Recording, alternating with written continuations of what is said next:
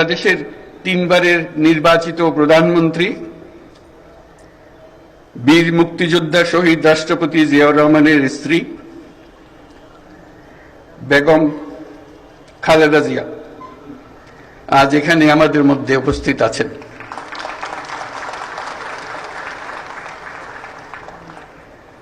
এক যুগ ধরে তিনি এই মহাসম্মেলনীতে অংশগ্রহণ করার সুযোগ পান নাই। আজকে সুযোগ পেয়েছেন। আমরা সবাই আনন্দিত এবং গর্বিত যে আমরা এই সুযোগ দিতে পেরেছি আপনাকে।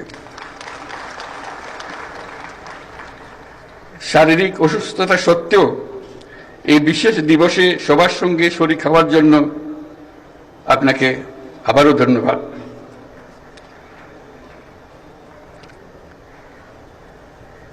আমরা তার আশু রোগমুক্তি কামনা করছি এবং এই অনুষ্ঠানে বিশেষভাবে স্বাগত জানাই।